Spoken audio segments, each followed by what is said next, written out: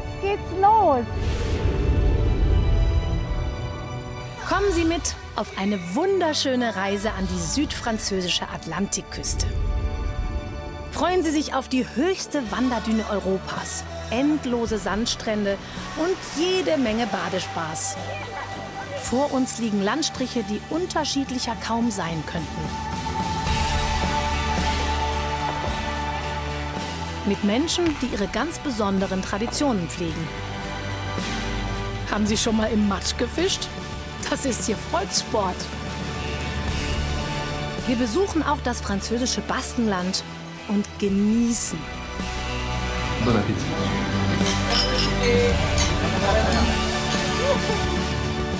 Ob kalifornischer Lifestyle oder mondäner Schick, es gibt viel zu entdecken. Reisen Sie mit an Frankreichs Atlantikküste. Von Arcachon bis Biarritz.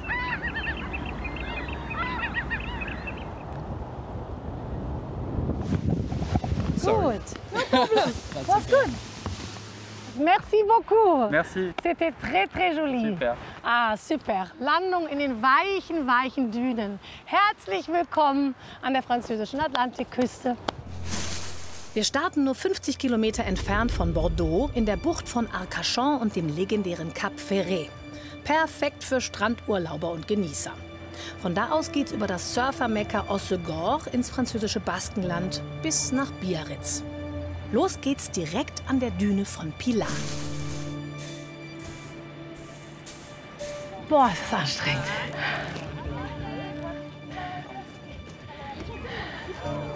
Ich bin sehr gespannt, was hinter dieser Kuppe ist. Oh, jetzt das Meer. Oh.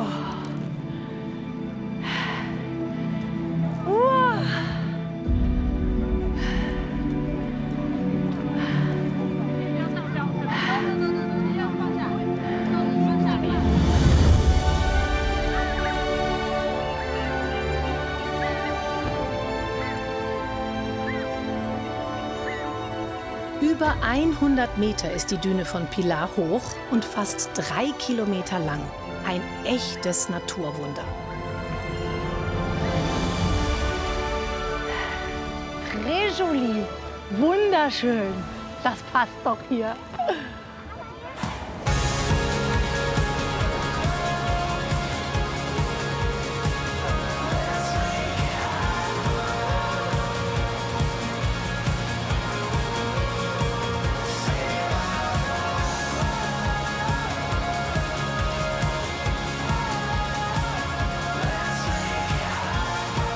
Lorraine, ich glaube, alle Menschen, die hier auf die Düne kommen, fühlen sich besonders, oder? Es ist ein besonderer Ort, ja. Einzigartig in Europa. Und wenn es schneit, kann man hier auch Skifahren. Jetzt ernsthaft? Ja, das habe ich einmal erlebt, aber das ist schon, ich weiß nicht, 6 Jahre her.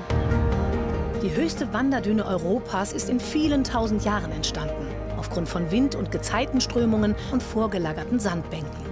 Die Sandbank, Banc d'Arguin, und das ist die Reserve für die Düne. Also der Sand, der da ist, kommt mit dem Wind hierher. Aha. Die bewegt sich. Der Wind treibt die Düne ins Landesinnere und dabei begräbt sie alles, was ihr im Weg steht.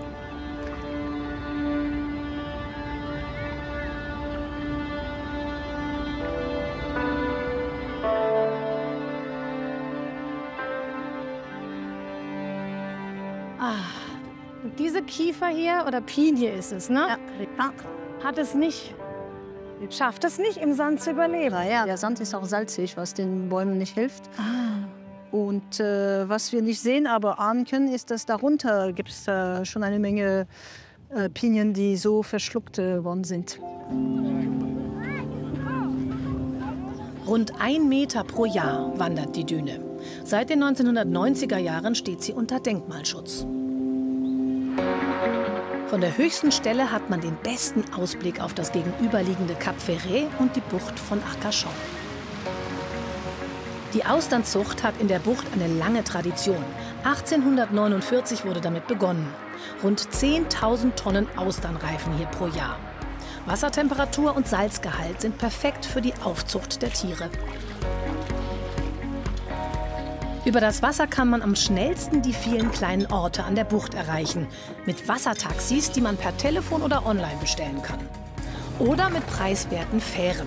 Direkt von Arcachon aus.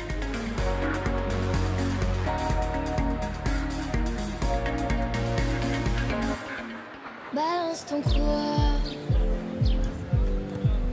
Même si tu parles mal des filles, je sais qu'au fond t'as compris. Balance ton quoi, un jour peut-être ça changera. Balance ton quoi. Donc laisse-moi te chanter. T'allais te faire. Moi je passerai pas à la radio. Parce que mes mots sont pas très beaux. Les gens me disent de mes mots. Pour une fille belle, t'es pas si bête. Pour une fille drôle, t'es pas si laide. Tes parents et ton frère, ça aide. Oh, Das ist das Wahrzeichen von Arcachon. Nimmt Bezug auf den Walfang, die Basken, die das damals schon hierher gebracht haben. Und jedes Jahr wird diese Fluke neu gestaltet. Kann man sich dann überlegen, welches die schönste ist.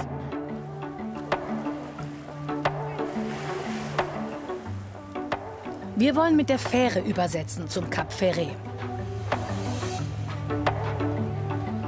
Wer mit dem Fahrrad unterwegs ist, kann sein Rad auch mitnehmen. Die Überfahrt dauert 20 Minuten. Man könnte auch das Auto nehmen, das dauert aber länger. 1 Stunde. Die Fähren fahren sowohl bei Ebbe als auch bei Flut.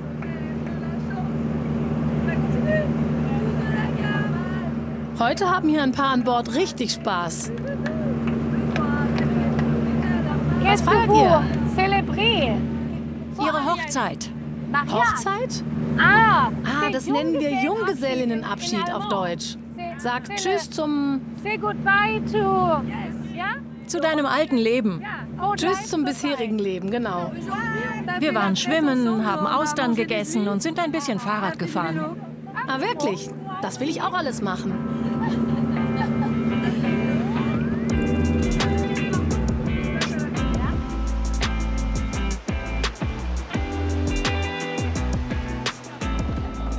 Wir legen an der Ostseite der Halbinsel an, also auf der Seite der geschützten Bucht.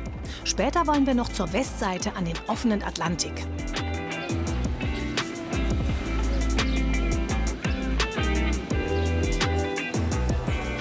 Cap Ferret. Cap Ferret ist eine der beliebtesten Halbinseln in ganz Frankreich. Man nennt es auch das Saint-Tropez am Atlantik. Früher lebten hier nur Fischer, dann kamen die ersten Touristen. Und doch konnte sich das Kap seinen Charme bewahren. Große Hotelanlagen oder Bettenburgen sind nirgends zu finden. Die Halbinsel lässt sich am besten mit dem Rad erkunden. Die gibt's hier überall zu mieten. Wir wollen zum Leuchtturm. Erbaut wurde er im 19. Jahrhundert, dann im Zweiten Weltkrieg zerstört und danach genauso wie er war wieder aufgebaut. Bonjour. Guten Tag.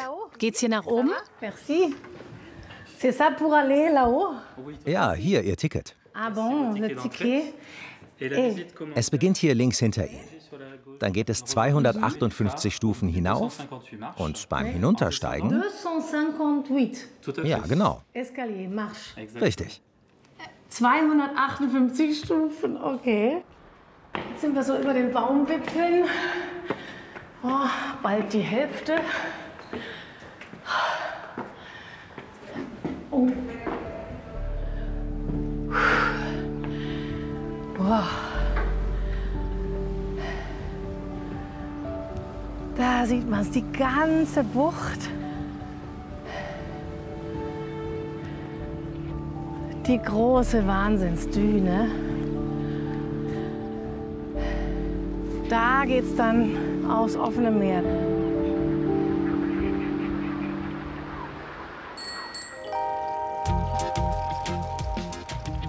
Ebbe und Flut prägen die Landschaft und das Arbeitsleben der Austernzüchter.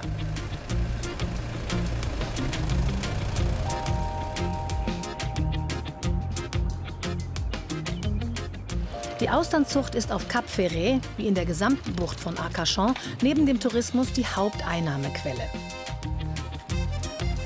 In den Hütten der Austernzüchter kann man die Austern probieren.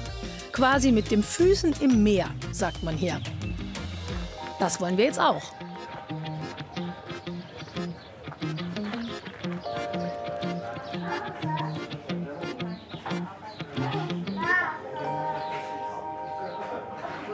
Guten Tag.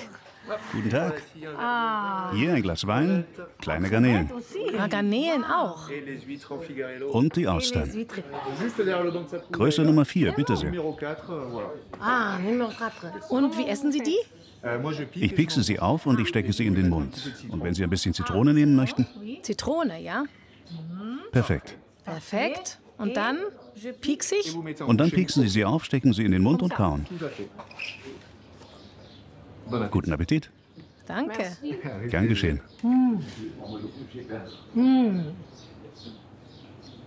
Ist richtig zart und mild und gar nicht so wild, wie ich dachte jetzt. Hat's schon echt was, finde ich. Und ist hier sogar bezahlbar.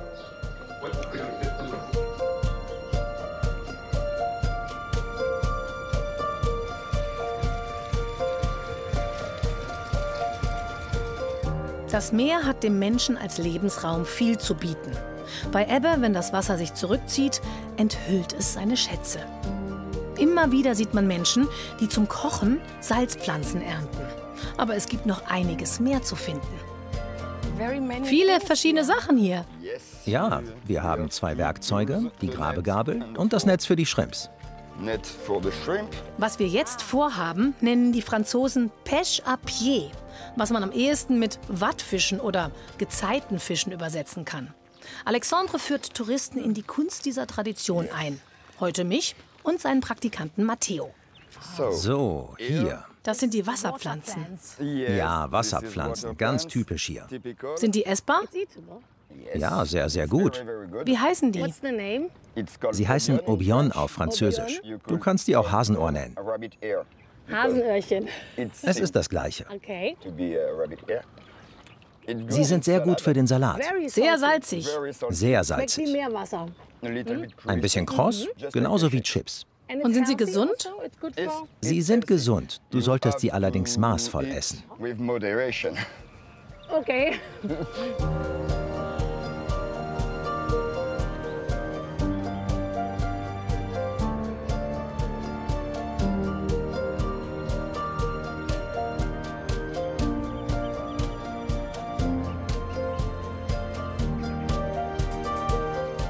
It's a different. Aha. Wenn du nicht von der Krabbe verletzt werden möchtest, musst du die Krabbe als erstes ruhig stellen. So wie hier. Und danach nimmst du deine beiden Finger auf die beiden Seiten. Dann kann sie nicht kneifen. Ja, kann sie nicht. Schau mal, hier gibt es 2 wunderbare Stellen. Auf jeder Stelle eine, wo man die Finger umlegen kann. Ich muss sie also so nehmen, die Finger hier hin und dann kann sie mich nicht beißen. Perfekt. Kannst du sie auch mal so halten? Das ist sehr interessant, weil sie ganz weich ist. Ja. Nehmen wir sie mit? Ich nehme sie mit, weil sie wirklich lecker ist und ich ein Fischer bin.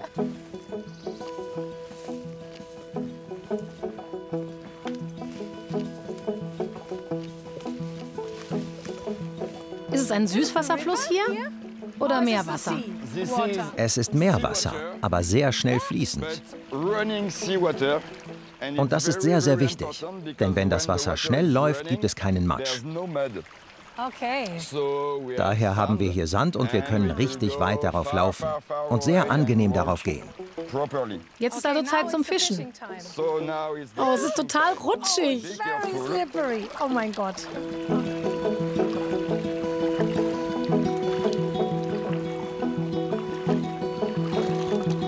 Mal gucken, ob in dem Stein was versteckt ist. Zack.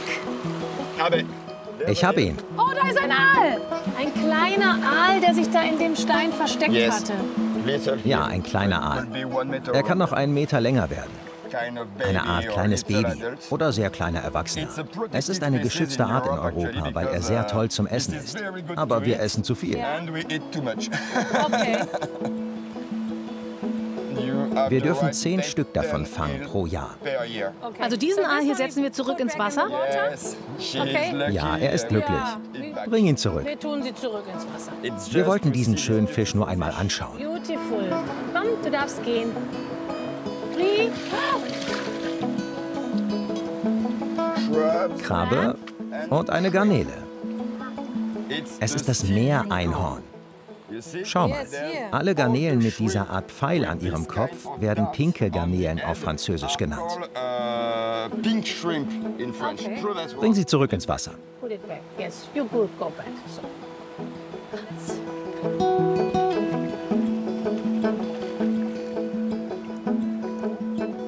Jetzt sollen wir nach ringförmigen Mustern im Schlamm Ausschau halten. Dort soll sich eine Köstlichkeit verbergen. Unter diesen Kreisen im Matsch findet man eine sehr leckere und schöne Muschel. Sie ist nicht sehr bekannt, aber sehr, sehr gut.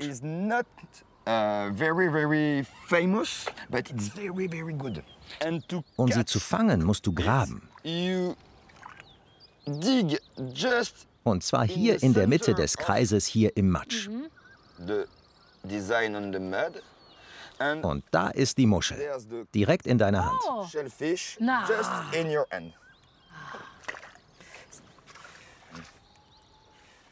Es ist ein bisschen magisch. Wow. Diese Muschel heißt in Frankreich Teppichmuschel. Beautiful. Wunderschön. Kann ich das auch mal probieren? Du nimmst deine Hand und du nimmst den längsten Finger. Der muss in das Zentrum des ringförmigen Musters gehen. Ganz gerade nach unten. Und dann? Du hast nur Sand, dann ein bisschen tiefer. Oh, er hat sie. Ah, Profi. Also gerade hier, mitten, like this? Genau so. Ganz gerade runter. Ja, grab noch etwas tiefer mit dem längsten Finger deiner Hand. Berührst du die Muschel? Noch tiefer. Yes. Schau hier. Oh, wenn man das selber geschafft hat nach mehreren Fehlversuchen, dann ist das Glück besonders groß. Muschel gefunden. Beim Badfischen gibt es einige Regeln zu beachten, erklärt mir Alexandre. So müssen die Muscheln eine Mindestgröße haben, damit sich Jungtiere entwickeln und fortpflanzen können. Dafür gibt es Maßtabellen. Man nimmt die kleinste Muschel, die man gesammelt hat. Wenn die passt, passen alle anderen auch. Nie. Wenn du willst, sonst nehme ich sie. Du zuerst. Und? Sehr gut. Ein bisschen crispy und ein bisschen Sand, aber sehr gut. Okay. Also unser erster Versuch. Matteo, me. First. Zum ersten Mal. Oh, ja, ist gut, ist da. Like? Oh, es knurpst. Es ist gut. Ja, es hat was cremig-weiches und schmeckt ganz nach Meer. Puh, Zeit für was Süßes. Hier in dieser Bäckerei am Cap Ferret soll eine Spezialität erfunden worden sein, auf die man hier in der Gegend stolz ist. Oh, sieht alles sehr köstlich aus. Doch was davon ist jetzt die Spezialität? Haben Sie die Dune Blanche? Die Spezialität? Ah, gut. Hier haben wir die Dune Blanche, den Klassiker. Und hier haben wir sie noch unterschiedlich aromatisiert. Ich nehme eine. Nur eine? Ja. Bitte sehr, für Sie. Bitte probieren Sie. So, für mich. Einfach so. Drehen Sie sie am besten um, bevor Sie sie essen. Umdrehen, wenn man es probiert. So. Und da drin ist jetzt eben, ist wie so ein kleines Windbeutelchen, meine ich.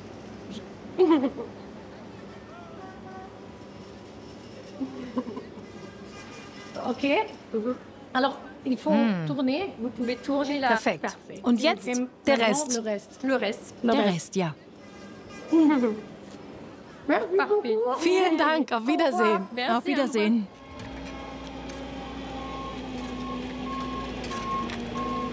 Kaum vorstellbar, aber nahezu das gesamte Cap Ferret hat im 19. Jahrhundert einem einzigen Mann gehört. Léon Lescar ließ hier diese Kapelle bauen.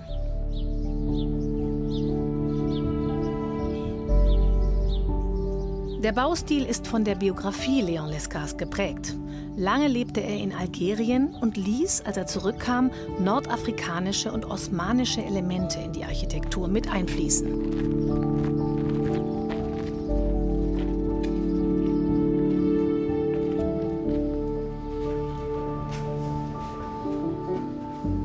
1885 wurde die Kapelle geweiht und war viele Jahre lang der einzige Gottesdienstraum auf dem Kap, sodass viele Menschen von weit her zu Fuß oder mit dem Boot kamen, um hier die Messe zu besuchen.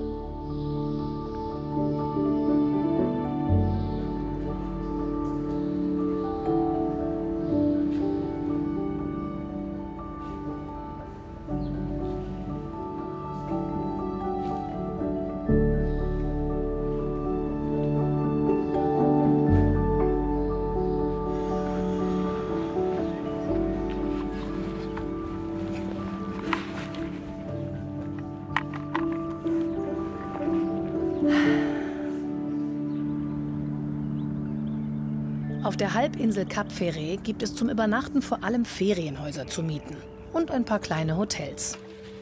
Eine günstige Bleibe bieten die vielen Campingplätze. Hier übernachten auch gern die, die auf dem 1200 Kilometer langen Radwanderweg Vélo d'Issée unterwegs sind. Campingplätze gibt es in allen Kategorien, von luxuriös bis ganz einfach.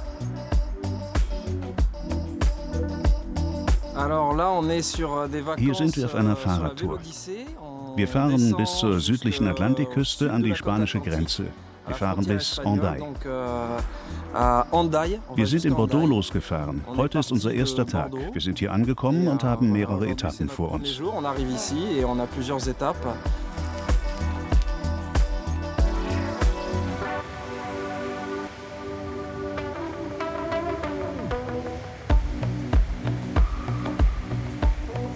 Der Küstenstreifen am Atlantik rund um das Cap Ferret wird in Frankreich als Silberküste bezeichnet.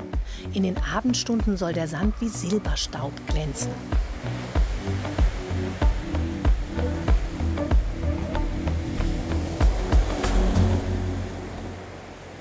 Der offene Atlantik ist hier wild und rau. Die gelb-roten Flaggen kennzeichnen die bewachten Badezonen, wo man gefahrlos schwimmen kann.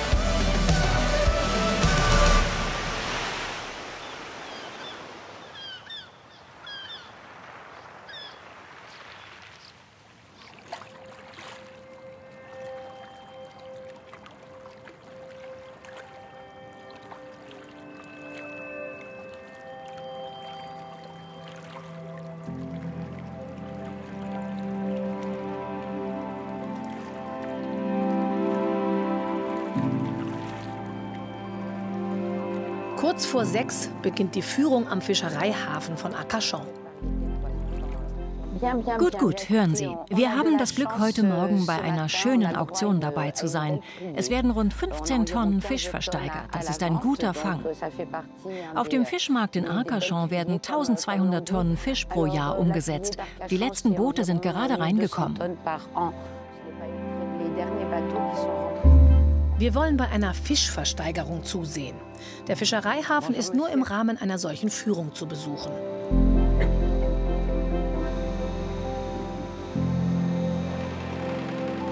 Das ist der Fang von 3 Fischerbooten, die in der Nacht von ihrer Fahrt zurückgekommen sind. Die verschiedenen Fischarten werden gewogen und etikettiert. Wichtig ist auch, ob sie mit einem Netz oder mit der Leine gefischt wurden. Die Ware wird in den Computer eingegeben, um dann auf einem Monitor bei der Auktion angezeigt zu werden. Hier, das ist der Barcode, der dann den ganzen Prozess begleitet. So ein Steinbutt kann bis zu 1 Meter groß werden. Je größer der Fisch, desto schmackhafter sein Aroma, sagt man hier. Im Mittelalter nannte man den Steinbutt den König der Fastenzeit. Wittlinge, Seezungen und sehr, sehr viele Seeteufel heute Morgen. Kommen Sie. Die Fischauktion wartet. Willkommen im 21. Jahrhundert. Das Mindestgebot für Seeteufel liegt heute Morgen bei knapp 6 € pro Kilo. Ein Klick und schon ist der Fisch in der Kiste gekauft. Jeder hofft, einen guten Fang zu machen.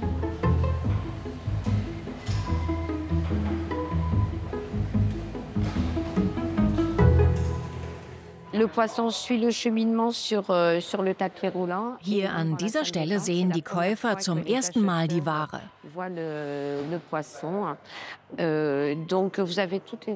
Alle Informationen, die am Anfang bei der Registrierung eingegeben wurden, erscheinen nun auf der Anzeigetafel. Seeteufel geht heute für rund 12 € pro Kilo weg. Als Wiederverkaufspreis, versteht sich. Kommen Sie, folgen Sie mir. Hier ein schöner Adlerfisch von 22 Kilo. Ein Adlerfisch kann bis zu 1 Meter lang und 100 Kilo schwer werden. Rote Languste, Hecht, Dorsch, Seezunge. Sie sind sehr schön, ja. Für den Transport werden die Tiere mit Eis gekühlt, dann gehen sie auf die Reise. Und wir sehen sie wieder im Restaurant, auf dem Teller oder im Supermarkt.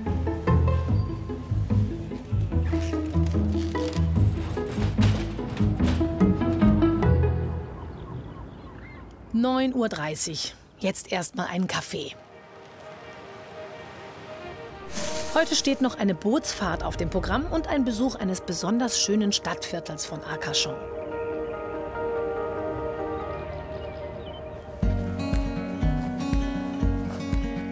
Zuerst machen wir aber noch einen Abstecher zu einer kleinen Düne, wo eine sehr besondere lokale Tradition gepflegt wird. Es hat was mit Piniennadeln zu tun, wurde uns verraten.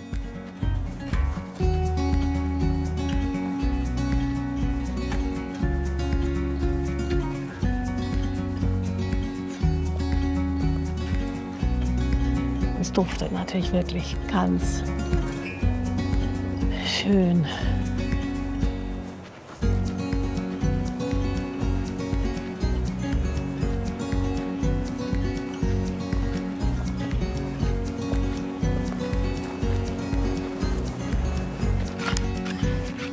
Ski und Schlitten sind Utensilien für unser Abenteuer, das Dominique Metro und ich jetzt vorhaben.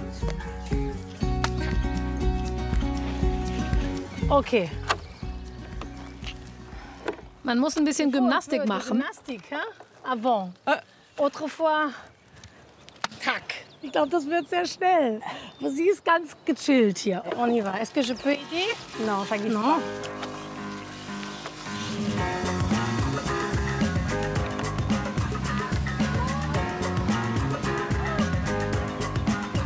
Geht los!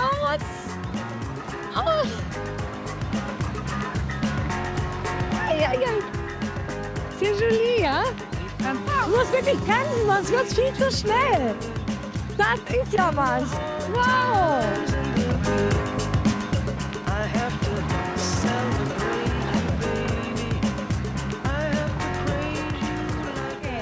Impressionné. Comme ça. Ja, okay. Guck, gut. Die Idee ist, man saust hier runter und wenn man wieder hochgeht, gibt ja keinen Lift, dann repariert man gleichzeitig die Piste wieder ein bisschen. Dieser Spaß hat Tradition. Seit 1938 fährt man hier Dünenski. Es gab sogar richtige Wettbewerbe in 3 Disziplinen. Dabei haben auch echte Profis mitgemacht. Olympiasieger. Olympiasieger hier auf der Düne? Nein, Olympiasieger im Schnee. Aber sie kamen hierher, um zu trainieren. Wirklich? Ja, echte Olympiasieger. Wer ist das? Mein Vater. Ah, tatsächlich. Aber es ist schon ein bisschen verrückt, oder? Ja, ein bisschen. Ein bisschen sehr. Die Menschen hier sind stolz auf ihre Traditionen und wollen sie bewahren.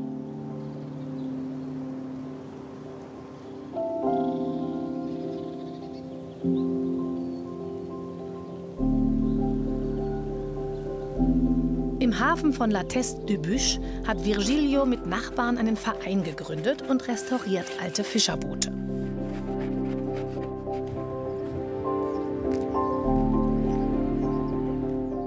Das hier ist unsere Geschichte, unsere Erinnerung, die Tradition. Es ist ein Boot, mit dem man in sehr flachen Gewässern noch navigieren kann. In nur 35 cm tiefem Wasser kann es noch fahren. Das ist für die Bucht von Arcachon wunderbar. Nicht jeder kann sich ein eigenes Boot leisten. Warum also nicht ein Boot mit mehreren Teilen? Hier ist der Fischereihafen von La Teste. Es ist ein Hafen nur für die Austernzüchter. In den Jahren 2006, 2007 standen 35 Boote auf der Warteliste für einen Anlegeplatz hier im Hafen. Aufgrund der großen Nachfrage wollten unsere Bezirksvertreter einen modernen Yachthafen hier neu bauen. Aber der Massentourismus von heute hat Grenzen. Eine neue, moderne Marina hätte unsere hiesige Kultur nicht respektiert. Die Marina wurde nicht neu gebaut, sondern der alte Hafen erhalten. Damit viele Menschen hier Ausfahrten mit dem Boot genießen können, hat sich der Verein von Virgilio gegründet. Hier kann jeder für kleines Geld Mitglied werden und dann sehr günstig an Bootsausfahrten teilnehmen. Sieh mal.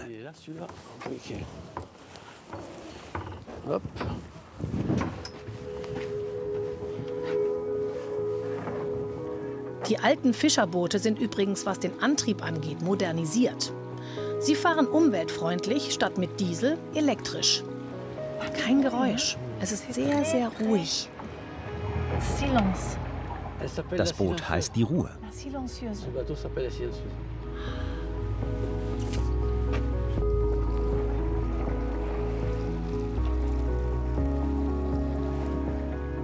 Und du fährst hier solche Routen?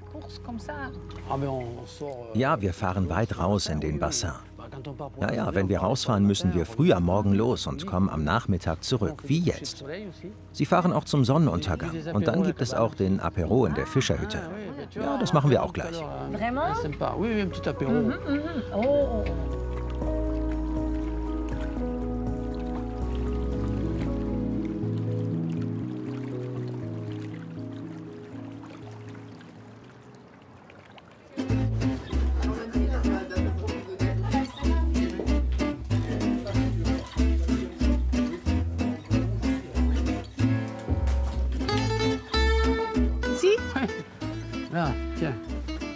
Oh, préparer quelque chose, hein? Ouais.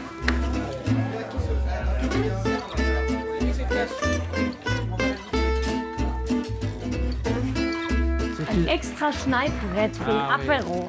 Innovation, Innovation. Super, Innovation.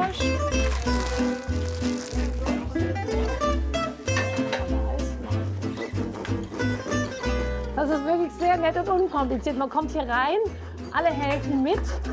Brot, leckere Sachen und ich glaube da hinten sogar Austern. Richtig schönes französisches Miteinander hier.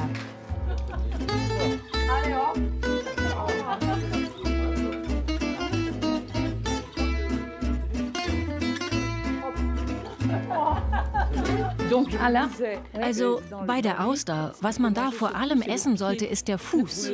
Sie schneiden ihn heraus. Sie nehmen also ihre Auster und schneiden den Fuß heraus. Er ist das Beste. Ah, der Fuß ist das Beste. Ja, in ihm ist der ganze Geschmack der Auster. okay. Also ich nehme die Auster. Essen Sie Ihre Auster und dann schneiden Sie mit Ihrem Messer oder Ihrer Gabel den Fuß heraus. Außergewöhnlich. Außergewöhnlich.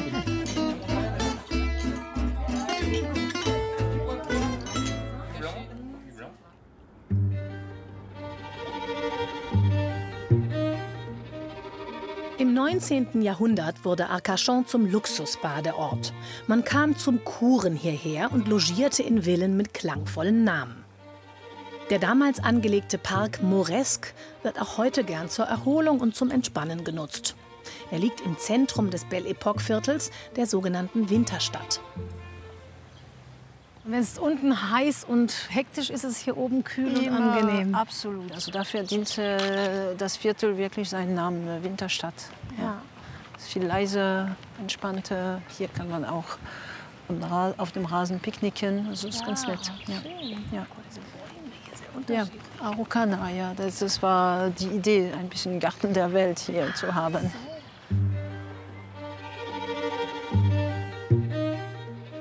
Früher stand im Park auch ein Casino, erbaut im aufwendigen maurischen Stil.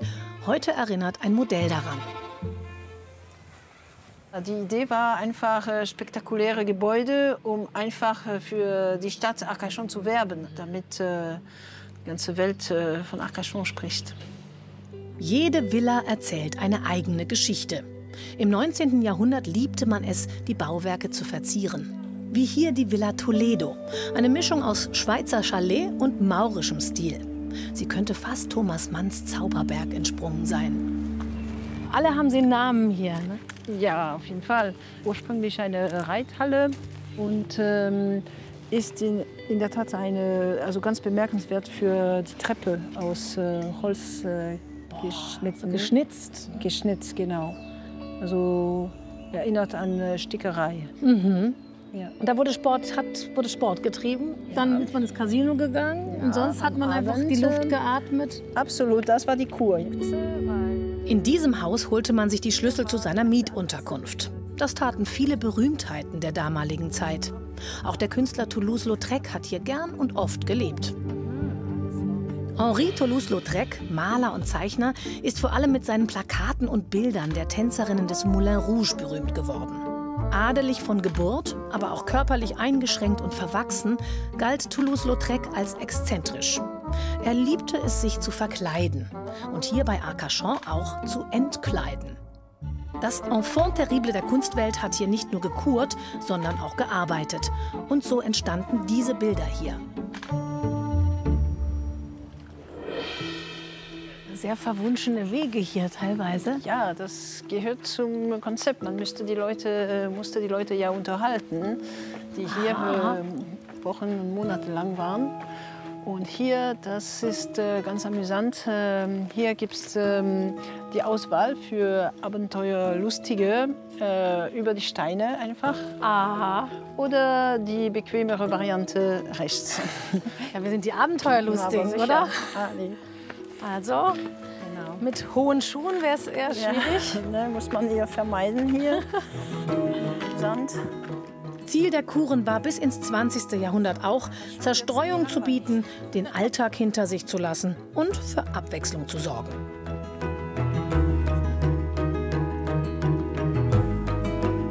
Ui, so ein kleiner Eiffelturm. Ein kleiner Eiffelturm. Ja.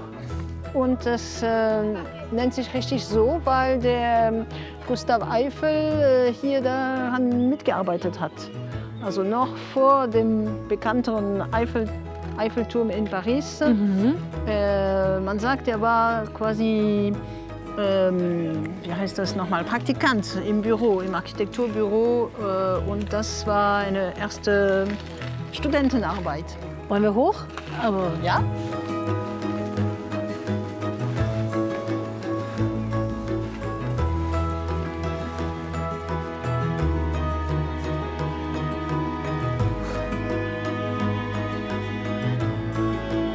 Schon an deinen Füßen.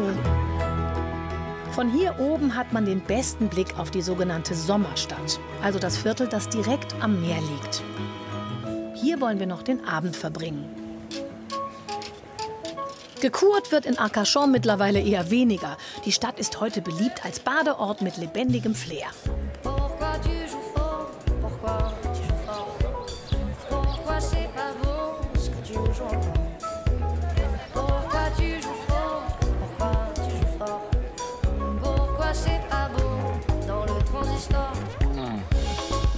Encore le même son.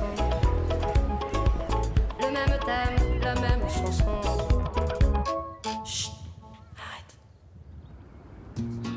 Heute geht es Richtung Süden. Bei Bigarnot erkunden wir mit dem Kanu eine besondere Flusslandschaft.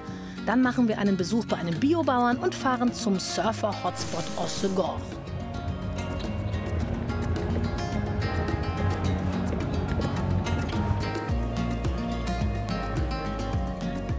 Nur 25 Autominuten von Arcachon entfernt liegt dieser Naturpark. Durch ihn fließt der Fluss Leyre, der später ins Becken von Arcachon mündet und dabei immer auch Sand für die große Düne von Pilar mit sich trägt. Mega schön hier.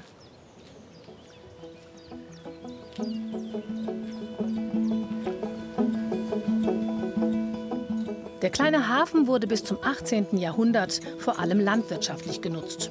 Heute ist er Anlaufstelle für Freizeitkapitäne und mit seinen hübschen Hütten ein beliebtes Ausflugsziel.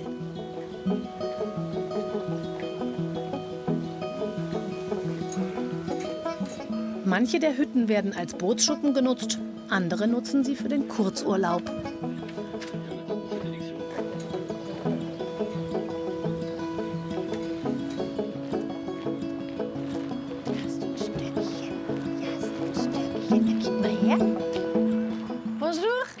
Guten Tag. Wohnen Sie hier?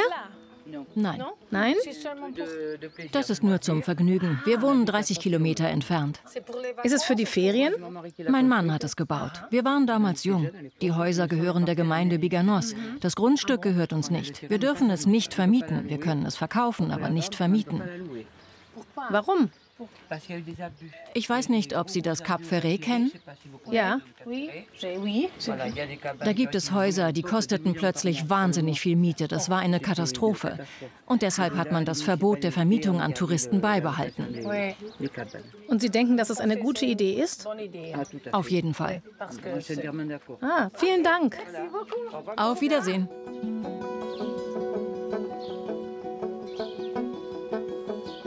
In Bigarnot hat man sich so vor den negativen Entwicklungen des Tourismus geschützt. Hafen und Fluss stehen unter Naturschutz und sind Teil eines regionalen Naturparks. Viele Besucher kommen hierhin, um die Natur beim Wandern, mit dem Fahrrad oder direkt vom Fluss aus zu erleben. Sandra Bacle bietet seit 15 Jahren Kanu- und Kajaktouren an. Hier kommt bei Flut auch Salzwasser hinein. Wenn das Meer in den Fluss reindrückt. Ah. Das ist das Kanu, das wir jetzt nehmen? Ja. Okay. Yes. Yes. Let's go. Lass uns losfahren. Ja, jetzt geht's los. Es sieht aus wie ein Mangrovenwald. Ja, das stimmt. Es ist wie Klein-Amazonien. Klein-Amazonien. Das ist der Spitzname des Flusses. Sehr schön.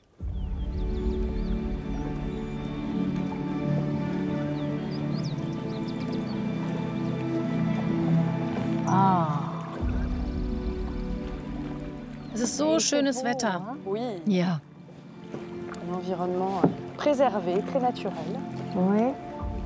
Ich schaue, weil manchmal Schildkröten hier sind. Hier? Ja, am Ufer. Europäische Sumpfschildkröten. Warum ist es hier so braun? Erstens, weil wir hier in einer schlammigen Zone sind, nicht weit vom Bassin d'Arcachon. Aber hauptsächlich, weil es gestern Gewitter im Departement Les Landes gab. Daher hat das Wasser viel Schlamm und Blätter auf seinem Weg aufgenommen. Das ist ganz natürlich. Aber es stimmt, die Farbe ist heute sehr dunkel.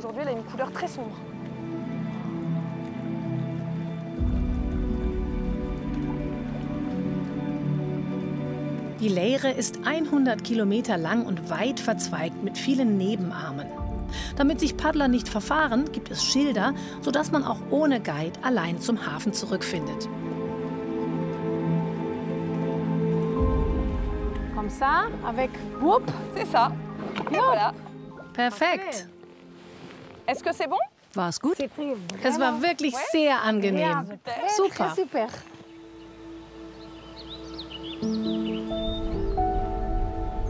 Auf dem Weg nach Süden fahren wir durch eins der größten zusammenhängenden Forstgebiete Westeuropas. Früher war das alles mal Heidelandschaft.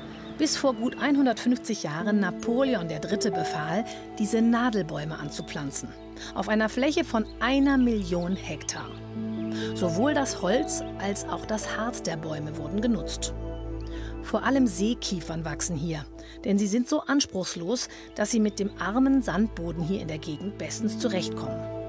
Doch es gibt auch Menschen, die diese Monokultur nicht weiter betreiben wollen und andere Wege der Nutzung finden.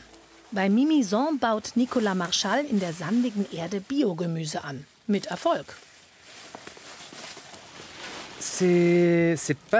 Eigentlich ist das nicht ganz einfach, weil das ein armer Boden ist. Daher müssen wir ihn sorgsam nähren, ihn am Leben erhalten.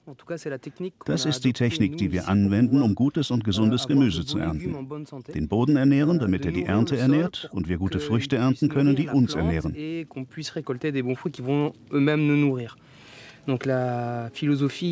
Unsere landwirtschaftliche Philosophie ist, viele organische Stoffe in den Boden zu bringen, damit er uns gute Produkte zurückgibt.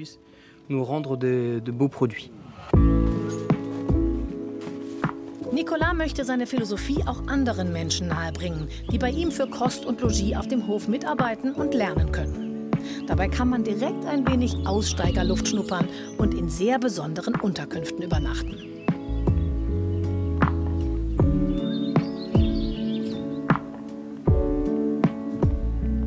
Zwei Schulbusse wurden umgebaut zu einer Art Tiny House mit Dusche auf dem Dach.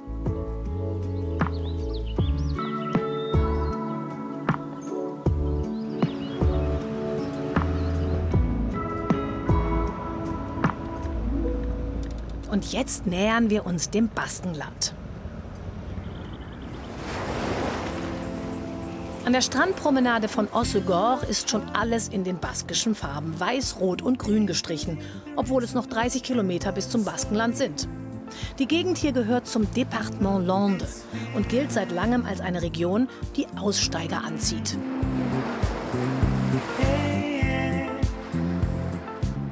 Das Meer liefert hier besonders zuverlässig schöne Wellen für Wassersportfans, vor allem für Surfer.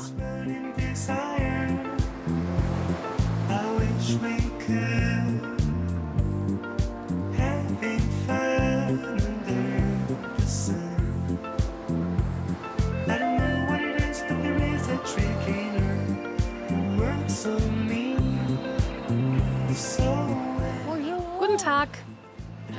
Ich brauche ein Eis. Ein Glas. Wir haben hier ein Karamell, das ganz intensiv ist. Oh, sehr hübsch. Vielen Dank. Ein kleines Geschenk. Schönen Tag noch. Merci. Ist das nicht freundlich? Ein Karamelleis und da oben drauf ein kleines Cadeau, ein kleines Geschenk. Eis, Sonne. Was will man mehr?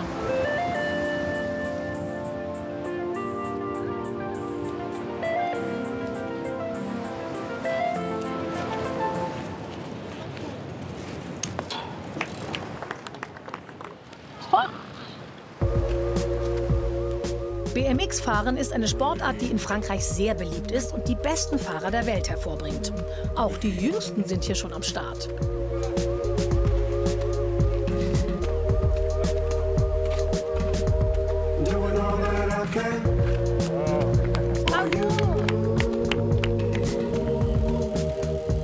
Raphael Chiquet ist BMX-Freestyler und ist 2009 in Köln Weltmeister beim sogenannten Flatland Contest geworden.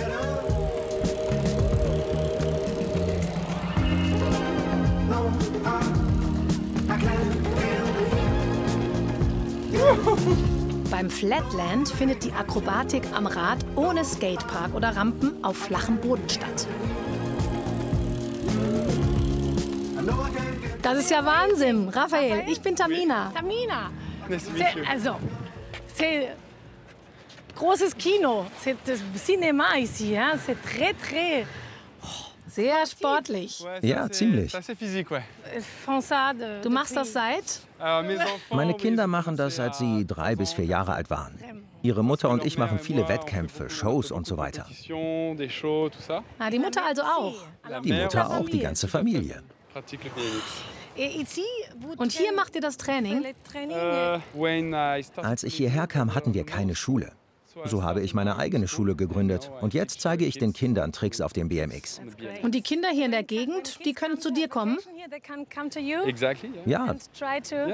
Ja, die fragen mich an über Instagram oder Facebook und dann klappt das. Wie geht das denn? Wie fängt man an? Man hebt die Hand, greift hier, klack, ein Zug. Jetzt will ich es aber wissen. Okay. Allez, ça passe. Encore. Ça passe. C'est un bit too fast. Go, go, go. Go. Yeah! Ja! Oh! Quasi. Oh!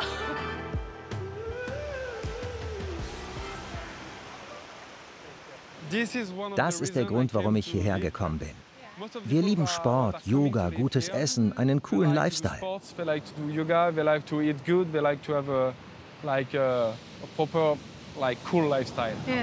Und du hast doch einen Song über diesen Ort gemacht. Ja, korrekt. Der Ort hat mich inspiriert zu einem Song. Ich habe einen Clip gemacht mit Freunden von hier, mehr als 100 Personen. Er heißt Sacré Hossegor. Ich kann ihn singen, wenn du willst. Hossegor, oui. Good start. Bord de mer, en célibataire, jusqu'à la mort, sacré Oscar, pépite française, enterlandaise, apéro d'une, amour sous la lune, moment cosmique, voyage psychédélique, si t'es dans le mood, tu vas au rock food. Si t'es malin, tu vas aux collines. Tout le monde ici ne parle que de ça.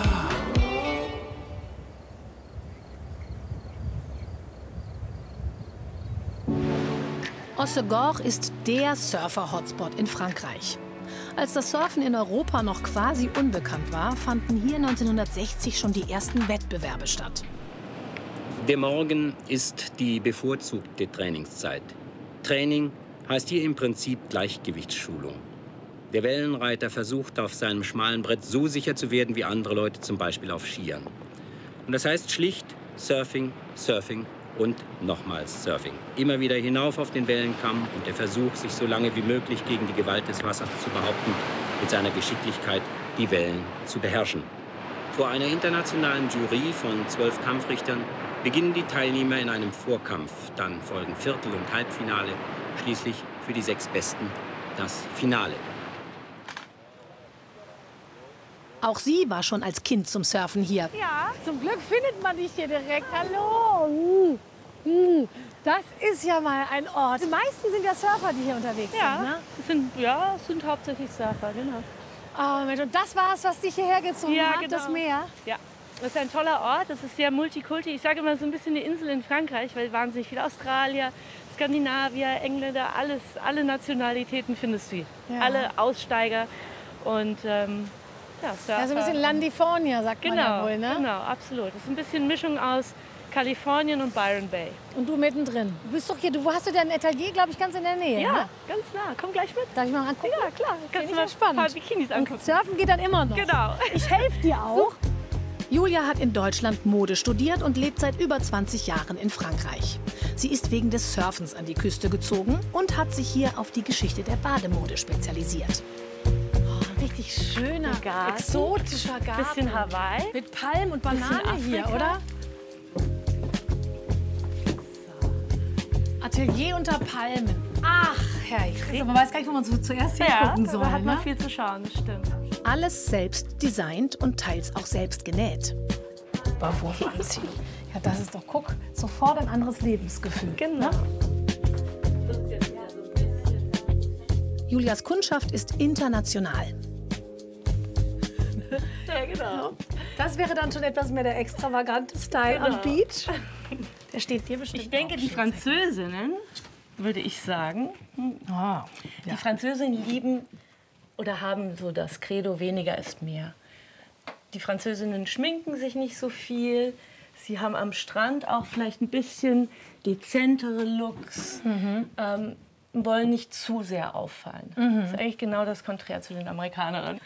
Der hier zum Beispiel, das ist so ein typischer französischer Bikini, weil er nicht zu nackt ist, so ein bisschen bedeckt. Das ist so ein bisschen im 50s-Style. Das geht dann bis hier unten drunter. Genau, und dann hast du ein Bandeau dazu. Und dazwischen ist ein bisschen Haut. Bisschen Haut, genau. Mensch. Ja. Kommt das jetzt wieder, der 50s-Style? Ja, ist schon, also ich bin ja immer ein Fan von 50s.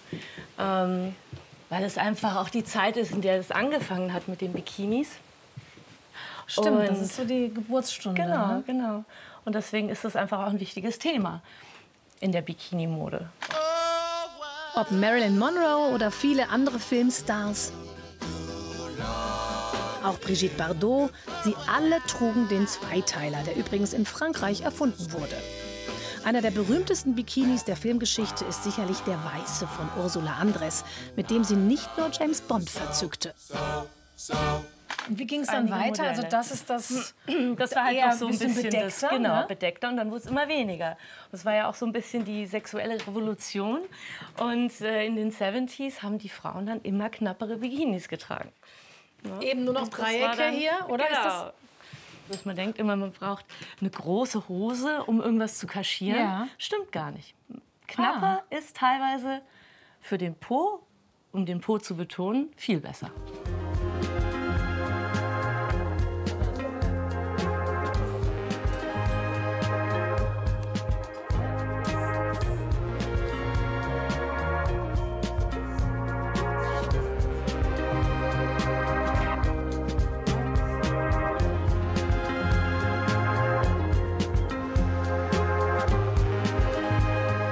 Und noch einen Tipp hat uns Julia mitgegeben. Das Kultgetränk der Surfer am Strand sollte man unbedingt probiert haben. Das nicht eine Hammerfarbe? L'eau de Monde oder Amande, also Minzsirup ist das hier. Eis, Wasser, that's it. Das muss man hier jetzt genau an diesem Ort sich gönnen. Schmeckt wie Pfefferminzbonbons flüssig. Toll.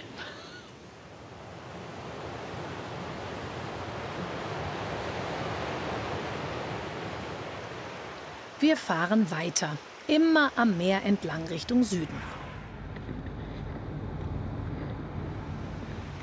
Nach einer guten halben Stunde mit dem Auto erreichen wir die Region des französischen Baskenlandes. Wir wollen in die historische Stadt Bayonne und aufs Land nach Espelette, wo der berühmte scharfe Chili wächst.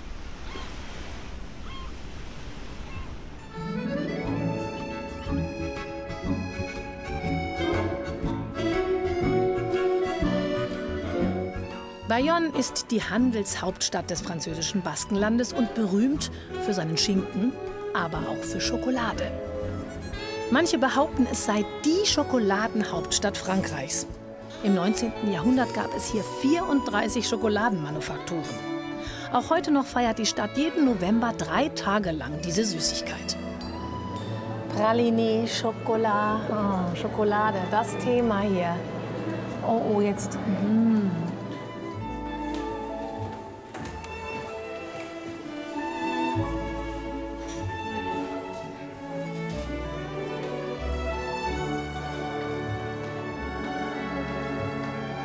Sieht alles köstlich aus, doch hier wird vor allem eine Spezialität zelebriert, die Trinkschokolade. Denn mit flüssiger Schokolade fing alles an. Oh! Ist das für mich? Das ist für Sie. Wow! C'est un ensemble, hein? Alors. Hier haben wir die Schokoladenkanne. Und darin ist ein Aufschäumer. Mit dem kann man die Schokolade ein bisschen mischen und aufschäumen. Und was für eine Überraschung. Sogar an die Schnurrbartträger hat man gedacht. Schnurrbärte waren ja groß in Mode in den letzten Jahrhunderten.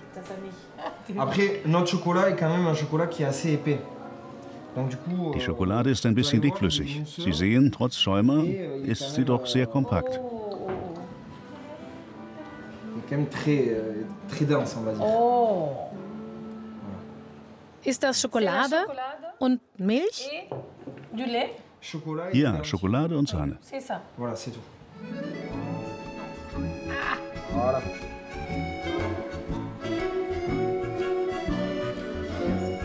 In einem kleinen Museum in der Nähe kann man sich noch ausführlicher in die Geschichte der Schokolade vertiefen.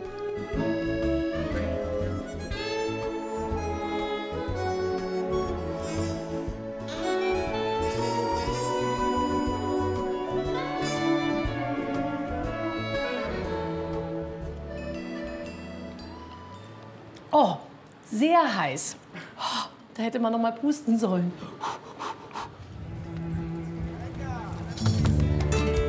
Bayonne ist das historische Zentrum des französischsprachigen Baskenlandes. Die Basken sind stolz auf ihre kulturelle Identität und Sprache.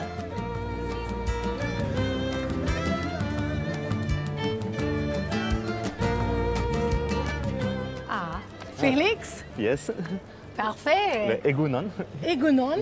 Willkommen in Bayonne und im Baskenland. Egunon ist baskisch? Ja, es heißt Bonjour.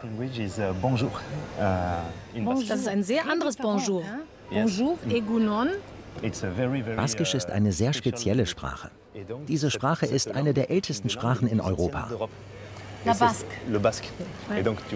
Siehst du, hier sieht man in einigen Fenstern die baskische Flagge. Die Flagge ist grün, rot und weiß. Oui. Felix ist Baske und hier groß geworden und stolz auf seine Herkunft. Was? Wir haben Baskenmützen, die hier in Bayonne hergestellt werden. Ursprünglich war die Baskenmütze Kopfbedeckung von Hirten und Fischern. Dann wurde sie zum politischen Symbol und später auch zum Modeaccessoire. Du setzt die auf? Oui, comme ça. Et? Ah, comme ça flatte. So. Ja, du kannst die etwas runterziehen. Ah, oh Gott. Ah, da. So, willkommen im Baskenland.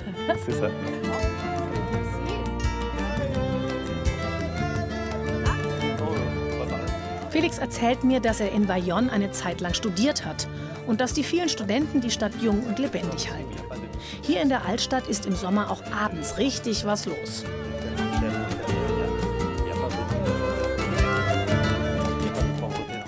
Sehr hübsch die Geschäfte hier. Ja, stimmt.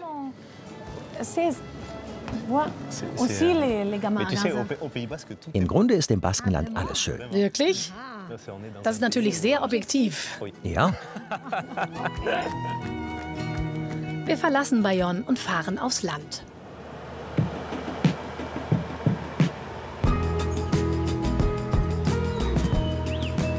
Hier schlägt das Herz des Baskenlandes, sagt Felix.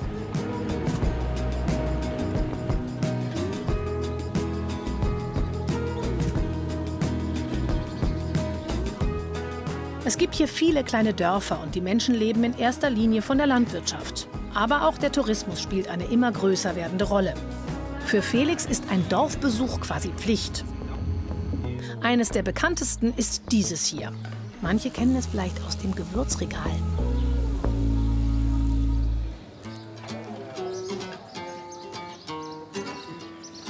Im Dorf Espelette huldigt man einer scharfen Frucht, dem Chili. Er hängt zum Trocknen an den Häusern. Rund 170 Produzenten bauen ihn an und nahezu alles wird hier damit gewürzt. Man kann Chili pur kaufen oder als Würzzutat von Essig, Öl oder auch dem Bayonner Schinken.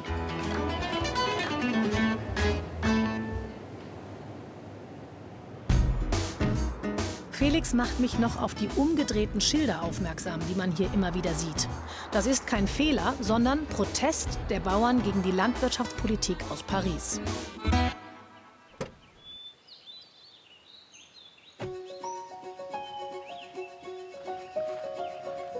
Ah, bonjour.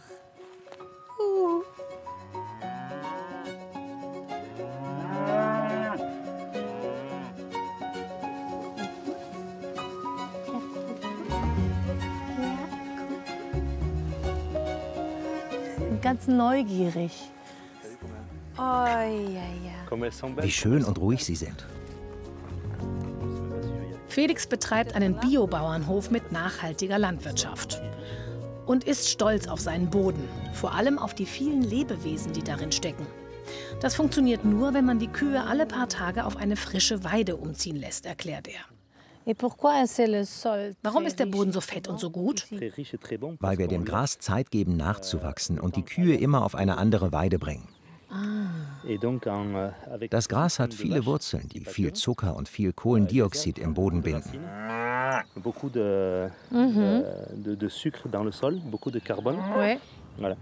Für die Zukunft. Für die Zukunft müssen wir landwirtschaftliche Systeme entwickeln, die gesunde Böden schaffen. Für seine Kühe und die Idee der regenerativen Landwirtschaft hat Felix mit Mitte 20 sein Medizinstudium an den Nagel gehängt und es nie bereut. Oh, guck mal, schön. Das ist ein Riesengrashüpfer, oder was ist das? Bonjour. Ah, c'est schön. Es hat sogar Flügel. Oh, oh, oh. Sauterelle. Mhm. No. Ich habe eine neue Freundin. Ich glaube, die bleibt jetzt hier. Okay. Ah. Jetzt fliegt sie. Ich würde dir gerne den baskischen Cidra anbieten und den Schinken vom Hof. Mitten zwischen den Kühen wird jetzt hier gepicknickt. Das liebe ich ja, sowas. Ah. Darf ich dir einschenken? Merci. Danke. Macht man das so im Baskenland?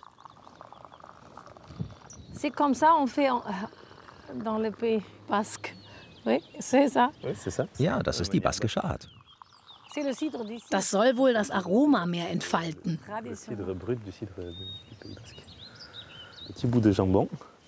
Viele Schinkenstückchen. Oshashuna. Prost. Oshashuna. Zum Wohl. Oder Prost. Oder Prost. Prost. Oshashuna.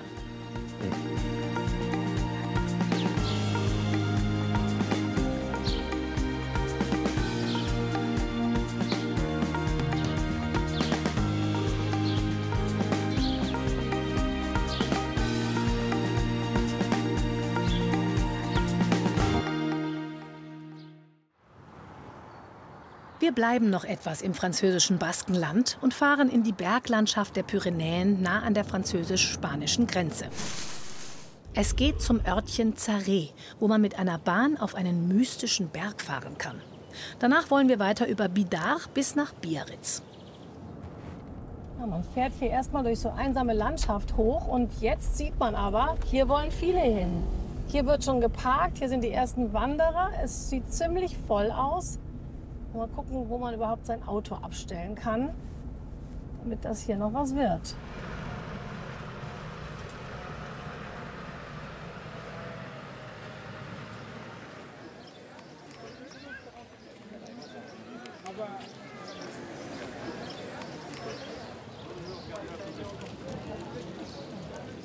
Hier, okay. Okay, das ist hier ziemlich voll und man ist froh, dass man vorher irgendwie eine Karte hat. Und ich weiß jetzt, Wagen 1, Tür 10, Platz 10. Irgendwie so. Ich gucke mal, ob ich mich hier zurechtfinde. Tickets bucht man am besten online im Voraus. Je pense ça marche. Bonjour.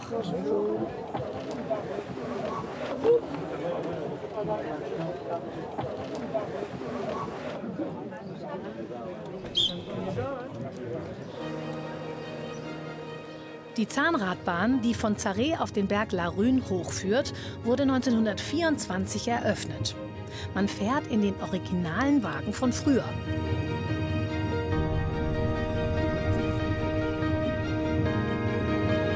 Ist das herrlich, ist alles so offen. Hier heißt es ne pas se pencher en dehors, also sich bitte nicht rauslehnen. Aber ein bisschen schon.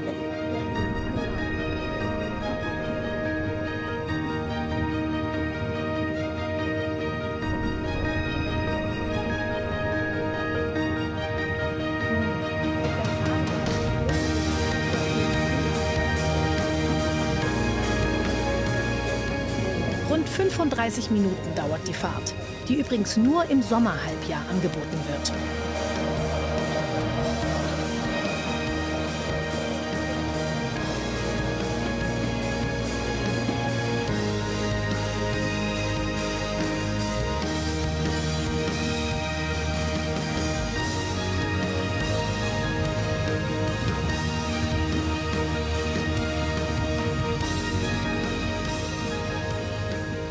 Gut 800 Höhenmeter müssen hier überwunden werden. Jetzt ist es schon richtig frisch hier oben. Man fährt hoch, bleibt 1,5 Stunden und dann kann man mit dem Zügli wieder runterfahren. Oder man läuft. Geht natürlich auch. Aber das dauert allerdings dann 2 Stunden. So, wo geht's lang? Ich glaube noch da.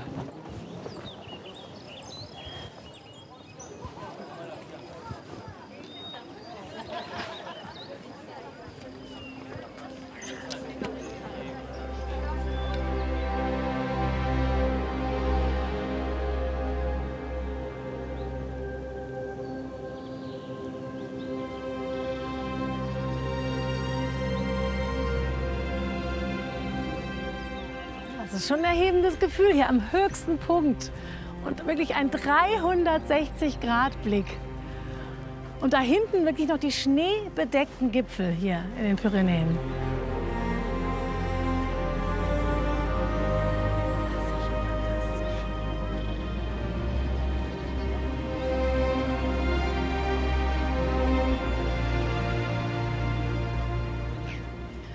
Hier sind wir. Und hier ist die französisch-spanische Grenze.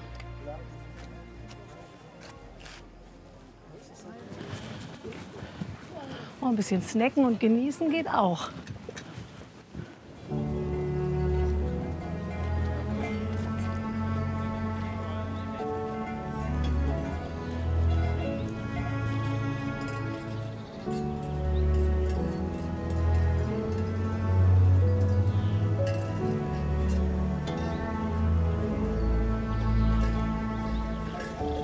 Potoks sind robust und sollen früher auch zum Schmuggeln von Tabak, Kaffee und Alkohol zwischen Frankreich und Spanien eingesetzt worden sein. Ja, ist das richtig schön. Diese hier leben halb wild in den westlichen Pyrenäen.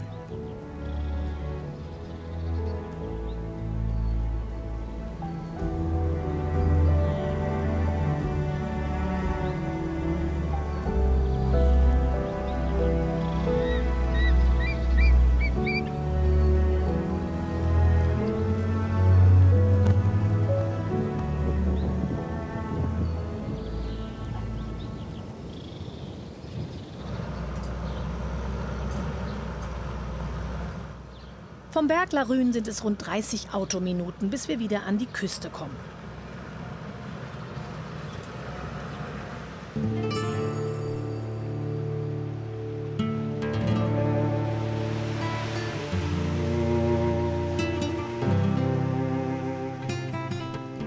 Heute wird es erstmal sportlich. Es geht um eine Ballsportart, die einen hohen Stellenwert im öffentlichen Leben der Basken hat. Und der auch hier am Kreisverkehr gehuldigt wird, in Form einer Korbschaufel. Pelota. Pelota lernt im Baskenland jedes Kind. Um das mal vereinfacht zu sagen, 2 Spieler oder auch 2 Zweierteams schlagen abwechselnd einen Ball gegen eine Wand, den sogenannten Fronton.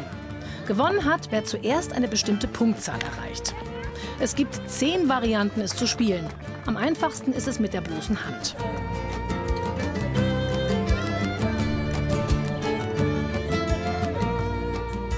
In der Gemeinde Bidart können sogar Besucher diesen Ballsport erlernen. Das wollen wir auch.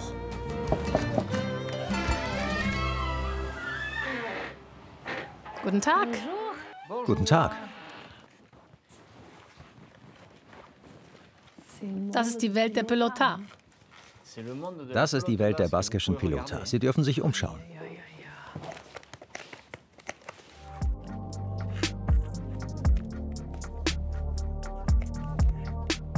Und das hier ist die Pelota.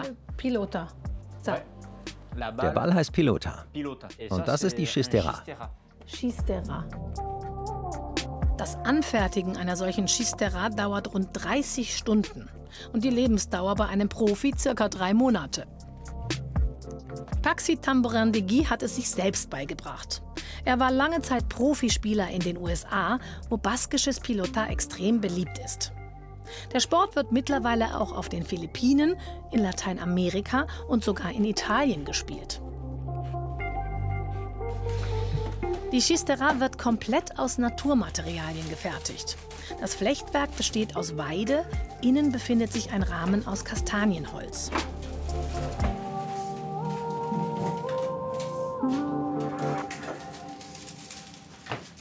Wir fangen jetzt mal an, wenn du willst. Lass mal sehen, ob deine Hand hineinpasst. Okay? Sí, okay. Parfait. Fertig. Wir gehen und probieren die baskische Pilota aus. Oui. Et puis, on va essayer la pelote basque. Oh Gott. Hilfe. Wie du hier sehen kannst, in Bidart gibt es den Fronton, das Rathaus, die Kirche. Das ist ganz typisch für die Dörfer im Baskenland. Ah.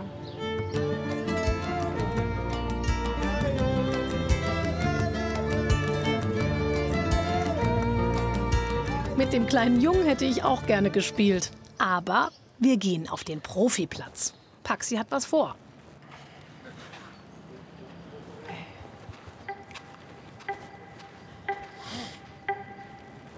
Zack, Hand rein. Für jeden Finger hat es einen bestimmten Platz. Ein Platz für jeden Finger.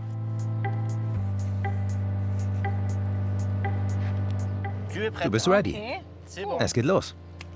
Passt, wackelt und hat Luft, würde mein Papi jetzt sagen. So. Also man ist sehr dick fest eingewickelt hier. Das ist ziemlich hart und fest. Aber natürlich ist man hier noch beweglich. Und es ist ein sehr spezielles Gefühl, dieses verlängerte Ding. 1, 2, 3. Oh. You catch it? Aïe, aïe, aïe, aïe, aïe.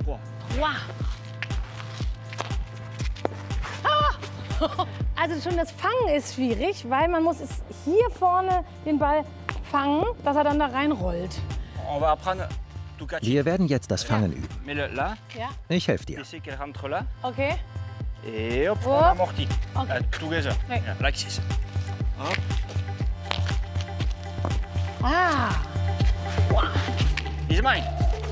Ja. Ah, jetzt mich. Ah. Er ist wieder rausgesprungen.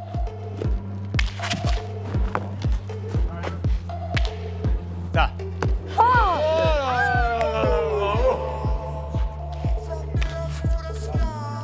Jetzt wird's ernst. Paxi wird ab jetzt richtig spielen. Also kein Schongang mehr für mich. Yeah, he's mine.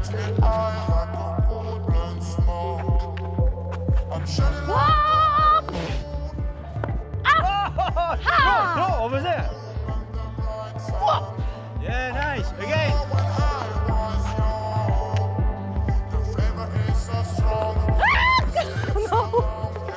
Oh mein Gott. You lost. Du hast verloren.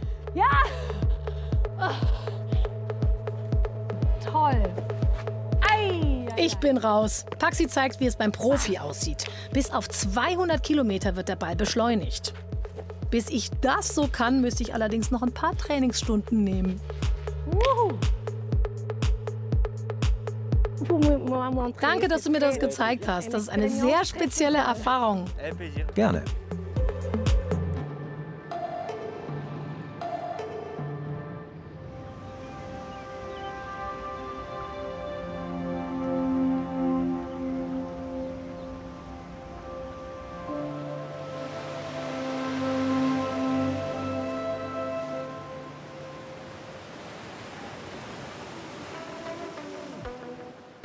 Das kleine Biarritz hat viel zu bieten und zieht Menschen aus allen Ländern an.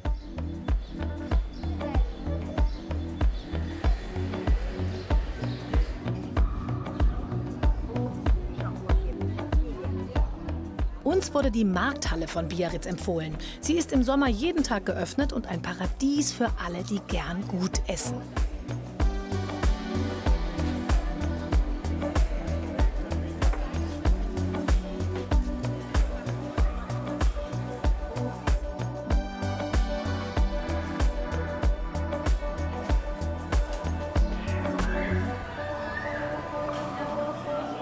Von der Markthalle ist es nur ein kurzer Spaziergang bis zu diesem Prachtbau.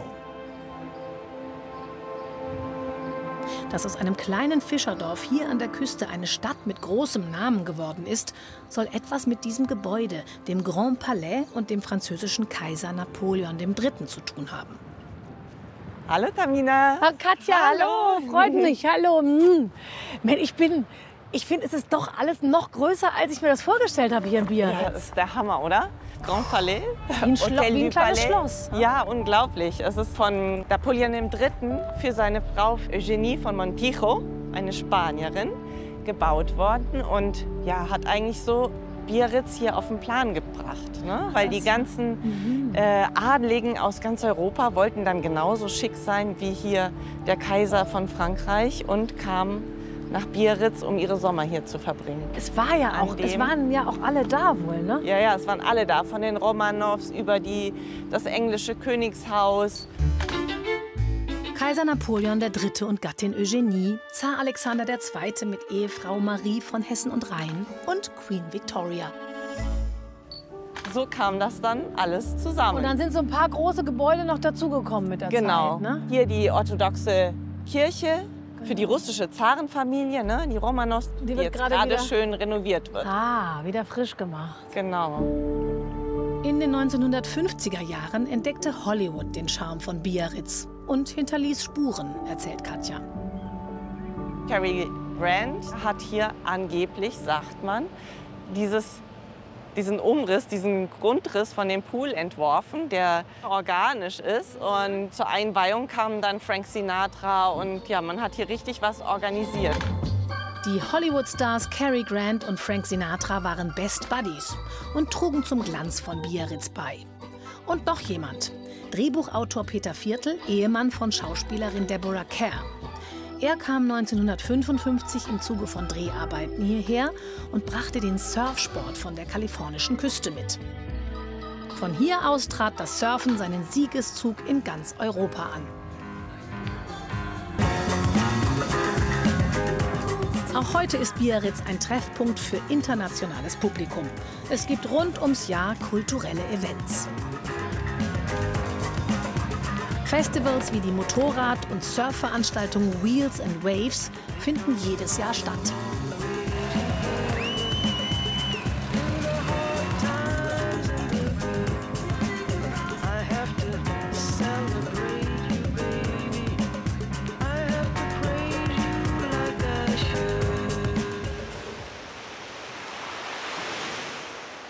Was für eine Kraft, ha? Hier haben wir jetzt endlich Klippen. Ganz besonders fängt das jetzt hier an der Küste und zieht sich dann natürlich weiter bis noch ins spanische Baskenland. Aber hier haben wir jetzt endlich Klippen, richtige fette Felsen. Ja. Und der Strand ist vor allem auch für Surfanfänger prima geeignet. In Biarritz hat man die Auswahl zwischen 5 verschiedenen Sandstränden. Die verwunschen hier. Ja, so schön. Und die Hortensien, riesige Büsche wachsen hier. Wir wollen zum alten Hafen.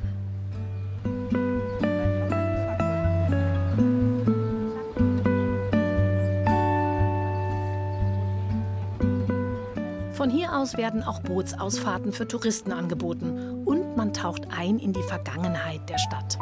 Die ist entstanden als Walfängerstadt, was man hier auch schön bei dem Wappen sehen kann. Ah, ja. Schau mal hier, hier steht einer mit der Harpune und der musste dann vom Boot aus den Wal aufspießen und ja, dann wurde alles von dem Wal verwertet. Also dadurch kamen hier die Städte an der Küste zu einem gewissen Reichtum.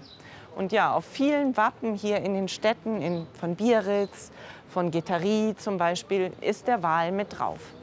Ja, das ist wie so ein kleines Extra-Areal. Die Basken waren im 7. Jahrhundert die ersten kommerziellen Walfänger in Europa. Die kleinen Hütten entstanden unter Napoleon III. Und werden Crompot genannt. Eine Crompot ist in der Sprache der Gascogne ein kleines Zimmer. Die Seeleute ruhten sich dort aus und lagerten ihre Ausrüstung. 65 Crompots gibt es heute noch hier. Um sie mieten zu dürfen, muss man Einwohner der Stadt sein und Geduld haben. Die Warteliste ist lang. Und hier immer wieder das Laubudo, das 4-köpfige Zeichen, dieses Sonnenrad über der Tür. Symbolisiert die Sonne und erschreckt dadurch böse Geister. Und auf den Türen und Überall sind dann oftmals diese Symbole, damit die bösen Geister gar nicht erst reinkommen oder rausgescheucht werden. Genau. Man darf mal gucken, oder?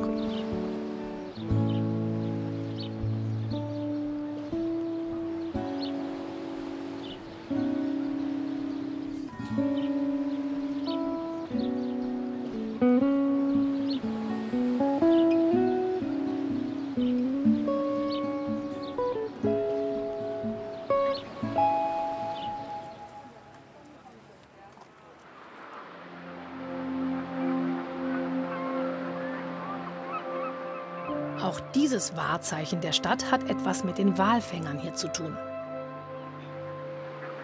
Die waren draußen auf dem Meer, die Fischer, und haben Wale gefangen und kamen zurück. Und es hat sie einen Sturm überrascht, kurz hier vor der Küste. Und sie haben die Einfahrt nicht gefunden zum Hafen und waren schon völlig verzweifelt und haben sich auf den Tod vorbereitet. Und auf einmal ist ihnen ein weißes Licht da vorne auf dem Felsen erschienen. Und dann haben sie zum Glück die Einfahrt zum Hafen geschafft mit ihren Booten und waren in Sicherheit. Kaiser Napoleon III. Ließ etwas später noch diese Brücke von Gustave Eiffel erbauen.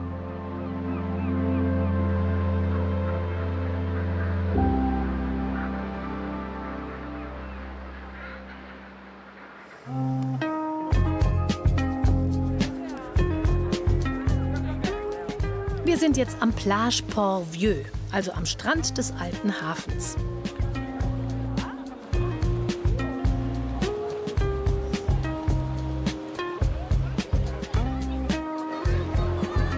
Ein kühler Rosé am Atlantik. Das ist richtig toll. Enchanté. Enchanté. Chin Chin.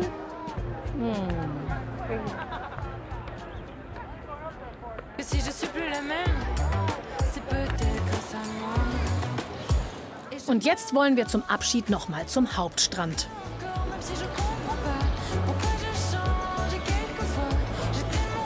Treffpunkt für viele, um den Abend ausklingen zu lassen. Oder auch noch mal ins Meer zu springen.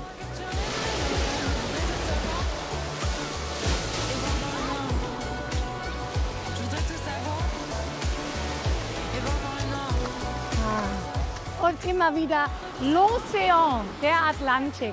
Was für eine Küste und was für eine Reise von dieser wunderbaren, größten Wanderdüne Europas über die weiten Strände bis jetzt hier in dieses vielseitige Baskenland. Da kann ich jetzt nur noch sagen, à la prochaine, bis zum nächsten Mal oder wie die Basken so schön sagen, agur. Tschüss.